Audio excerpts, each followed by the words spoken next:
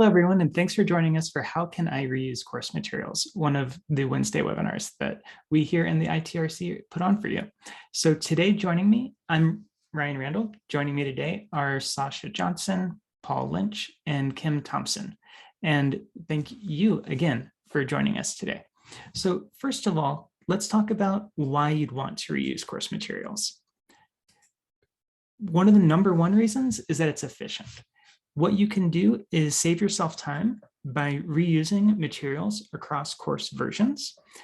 When I say that, what I mean is if you're teaching undergraduate as well as a graduate section of a course at the same time, or you teach them in reasonably close together semesters, you can make whichever one is sort of a smaller part of a Venn diagram and then add the other parts to it by importing that material to that other course. So you can design your undergraduate course, then augment it with whatever you'd use for the graduate section without having to rebuild all of it. So that's one way you could be efficient. Another, you could reuse across semesters or years. And in addition to using entire courses that way, you can also select particular activities, lessons, or pages that you've used in the past. If you're going to substantially alter a course, you can just select particular portions as you like. So those are all excellent ways that you could be efficient. Also, it's good to keep in mind that we have a course policy that I'm about to put into our chat.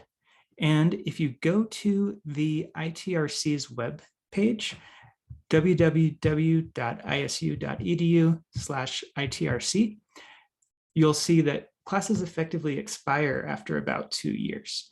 So when you get to that website, you'll see a navigation pane on the left, go to archive policies, and you'll be able to read all the details for yourself if you'd like. But the two main reasons to reuse course materials, efficiency, and to make sure that you, if you would like, have a copy locally on your own computer after those 2 years have expired. So next, Paul is going to tell us more about ways to import, backup, or otherwise reuse materials. Great, thank you, Ryan. So import or backup and restore. We have these two primary ways of moving content between our courses. So as I was putting this together, I was thinking about a saying my professor said when I was an undergraduate student. There's more than one way to get to San Francisco. And in this case, there's more than one way to move content between our courses. So let's take the import feature, for example.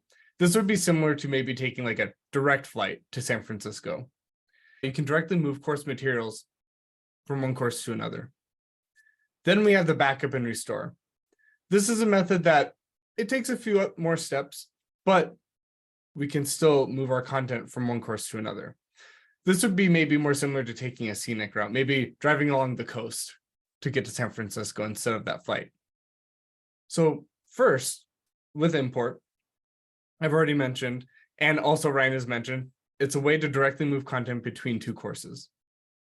This allows faculty to reuse materials instead of having to rebuild materials over and over. Importing materials can be done at any time, although it's typically done at the beginning of the semester or when you're building a course. Then we have backup and restore. This will create a backup of a course, module, or activity. A backup file can be created and downloaded, and then you can restore backup from a file or a backup that is stored in Moodle. Next, let's get into more detail about each of these different options we have. So for import, for these first steps, I want to emphasize that all these features, the import and backup and restore, are available for you to use in the course reuse section of your Moodle course. The first step for each process will be universal. So it will be in your main course navigation page, find the more option, and then in the dropdown, go ahead and select the course reuse. Under the course navigation is a menu for you to select your activity. So in this case, we'll talk about the import, but you could also use this to select your backup or restore options as well. So first, you'll want to select the course to import the data from. Everyone will have a different list of courses to choose from. If you don't see the course that you want to import data from, not a problem. Below this list is a search bar. So you can search for that class. And then once you find it, you can select it and then you can continue from there. Next, you're going to want to choose your import settings. The screenshot that I have on the slide will show you what will be selected by default. You can customize this to what you specifically need to import. From there, you can either confirm and start the import process, or you can further refine your import by selecting which modules or activities you'd like imported. The amount of time an import takes will depend on the size of the materials being imported and how many materials are being imported. Once complete, the imported materials will populate into your course. Next, let's go and look at the backup and restore. So why make a backup of your course? Maybe because you want a full backup of that course. You want to have access to all the content that's in there. Or you may want to save a specific module or activity. Another reason why you may want to create that backup is, let's say you have a course that you don't regularly teach. Maybe you only teach it every few semesters. It would be good to have a backup of that course so then you can restore it and then make any changes you need the next time that course is being offered. So, when to back up your course? We are coming up to the end of the semester. This is a great time of the year to create a backup. Whenever you're adding a new activity, it doesn't matter if it's one activity, several activities. If you make a change and you'd like to make a backup of the full course, you're more than welcome to do so at that time. Or if you're making any other additional changes, so maybe you're changing some smaller formatting things and you'd like to make a backup, that's a great time to do it. Or you're making larger changes, like you're reordering content. That is also another great time to make a backup of your course. So let's look at this course backup process. On the course reuse page, on that drop-down menu, we're going to select that backup option. Next, you'll be taken to the backup settings. From here, you can select specific activities, or you can select your settings for your course backup. And from there, you can select more specific activities or modules to include. If you don't have anything else to include, or you'd like to make any other changes to your course backup, you can start the backup process directly from here. So similar to the import, the duration of, or the time it will take for Moodle to generate that backup will depend on the amount of material in your course and the size of the materials that you're backing up. So the more content there is in the course, the longer it will take for a backup to be generated. While a backup is being made, you can navigate away from this page and you can even close it. You should get a notification that tells you when a course backup is completed. Something that we suggest you do not do is, while a backup is being made, do not add any additional content in the course. That may cause an issue with your course backup. So once the course backup is completed, then you can add additional content into your course. But while it's being backed up, just go ahead and give it a few minutes for that backup to be completed. Once a backup is complete, you can find it in the course backup area. From here, you can either download the backup file, or you can directly perform a restore from here. And then last is that restore part of the backup and restore process. So you may notice that this will feel very similar to the steps I described with the course backup. What you do is on the course reuse page, you want to select restore from that drop-down menu. And then from here, you can either upload a backup file, or you can use a previously created backup that is stored in Moodle. If you download a backup, you can save that locally onto your computer, or you can take that backup file and you can place it in your own cloud storage. Let's say if you have a course, it's a larger course, there's a lot more data in it, you may want to consider deleting it after your backup has been downloaded, just because it may start clogging up the servers. Just something to keep in mind, just some housekeeping things. Next, after you've either uploaded your file or used the Moodle backup, you can choose to restore the whole course, or you can restore certain aspects of it, so either specific modules or activities.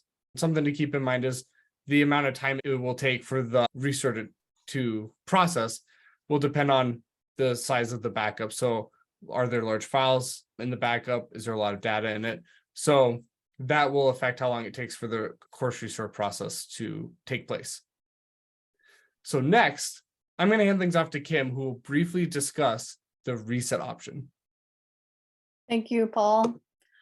So course reset is another option in the course reuse menu, but should only be used in certain and very specific situations. Course reset will empty a Moodle course of user data while still keeping the activities and settings in place. Course user data includes student enrollments and student work. This option should be used with care and only when the same Moodle course will be used with a different set of students. Here at ISU, a new Moodle course shell is created for each course every semester within an academic term. So there's generally no need to use course reset. However, when Moodle courses are in the miscellaneous category and not associated with an academic term, course reset can be useful to empty a course of practice and sample submissions that you're using for course item review and testing purposes. So if you are considering using the course reset option, we invite you to consult the ITRC prior to doing so because it is irreversible. Next, Ryan will lead us in our Q&A session. Great, thank you, Kim. So does anyone who's here have questions for us?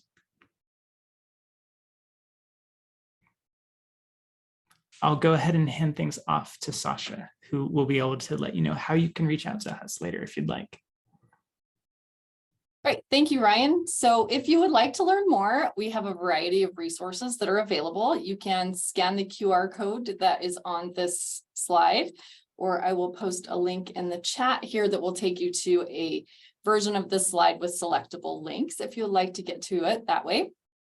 Our Tiger Tracks articles are a knowledge base library of how-tos at your fingertips. They are available 24/7, 365 days a year. We also have a library of short walkthrough videos on various topics in our ITRC video library channel, which is on YouTube, and that is also available 24/7, 365 days a year. And you are always welcome to meet with us at the ITRC. You can email us at itrc@isu.edu or give us a call. Our extension is 5880, which will get you to the front desk, and they can get you to someone who can help you if they are unable to help. And then our front lab is also open for drop-ins. We are in room B17 of the Oboler Library basement. We're open from 8 to 5, Monday through Friday. And we also have limited support from 5 to 7:30 p.m. in the evenings. Once summer hours start, which usually happens mid-May, we'll be open from Monday through Friday from 7:30 to 4, and also have limited support from 4 to 6 p.m. We do have one more spring webinar coming up April 19th, where you can learn more about the Moodle Gradebook. And here is a link to the registration slide if you would like to register for that. And you can always watch for more ITRC webinar announcements to come in ISU Today and the ISU events calendar. And we want to thank you for joining us today.